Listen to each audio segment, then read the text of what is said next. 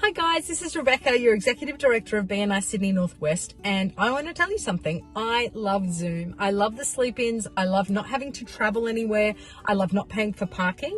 I love not paying for venue fees. Am I allowed to say that? Well, I love Zoom, and while we have the opportunity to do our meetings via Zoom, I have a couple of tips that will make you the energy bringer in your chapter meeting, and trust me, your chapter's going to love you for it. Okay, tip number one, especially for our early morning meetings, have the coffee ready.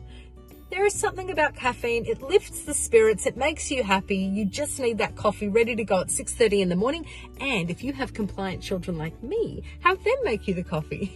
That'll put a smile on your face. Second tip, add light.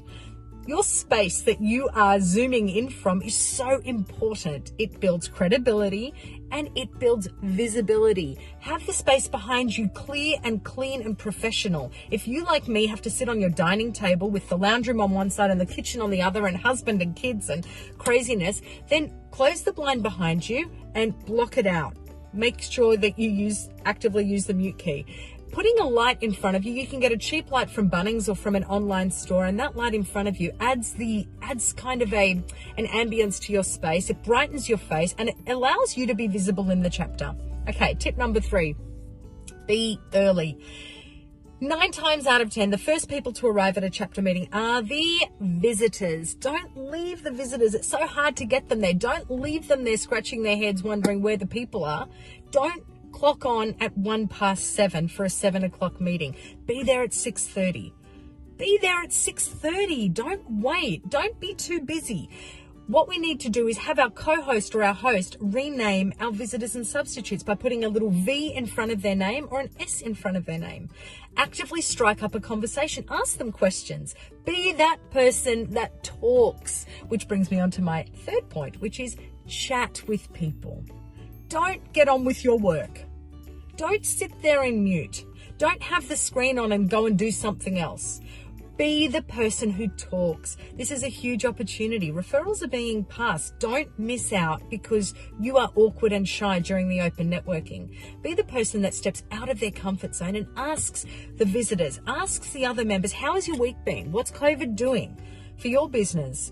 Do you have a lot of bookings? I know I'm always ready to talk about what's going on in the workshop to anybody who asks, and that's like anything. Be that person that steps out of their comfort zone to ask. And that brings me to my final point, which is be there. Do you know that when you put a note on your chapter WhatsApp group that says, sorry, something's come up at work and I can't be there tomorrow for the chapter meeting, do you know the whole group has a collective disappointed sigh? They actually care that you're there. Every single one of those people in your group cares about you. You are so important to them. You have to understand that you're a piece of a puzzle and without you, something's missing. Do your best to be there. If you can't be there at your desk or at your dining table, then log in through your phone, in the car. I've seen it. It's not ideal, but at least they're there.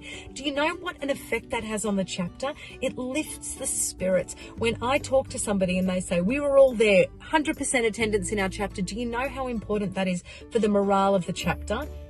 So in conclusion, don't wait for somebody else to be the energy bringer. You be the energy bringer.